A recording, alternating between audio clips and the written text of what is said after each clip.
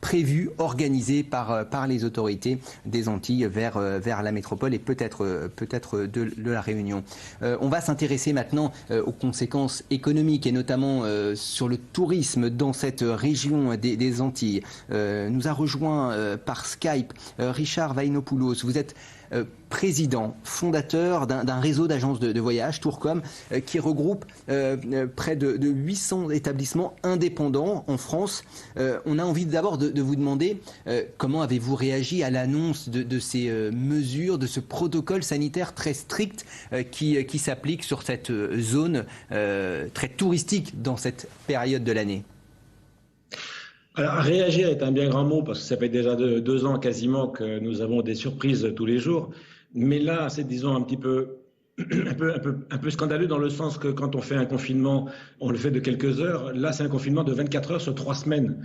Donc, pour tout le monde, pour toute personne, pour les locaux comme pour les personnes qui voudraient voyager sur place, c'est tout à fait une désillusion. Maintenant, pour cette destination, il n'y a pas grand monde parce qu'on sait que les Antilles, comme la Réunion, sont touchées depuis quelques temps.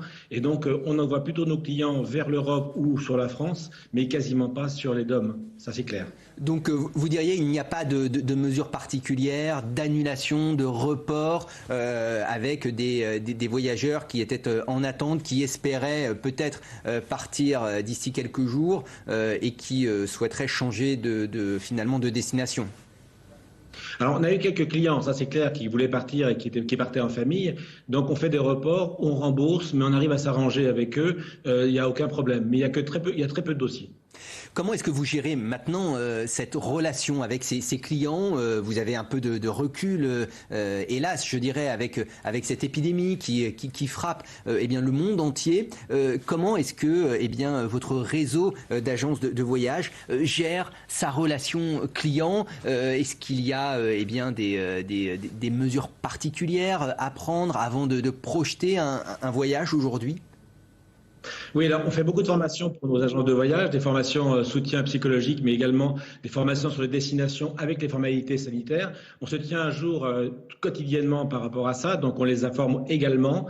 Après, vis-à-vis des clients, vis-à-vis des voyageurs, tout le monde est bien informé, donc il n'y a aucun problème. Et il faut savoir que 90% des personnes qui partent en voyage sont vaccinées. Donc pour nous, c'est un élément positif. Après, l'élément négatif, c'est par rapport au test PCR pour les personnes qui ne le sont pas, et surtout parfois pour des retours en France où certains pays étrangers, et comme la France, demandent des tests supplémentaires. Et là, c'est jamais très clair dans les éléments du Quai d'Orsay ou de l'ambassade du pays.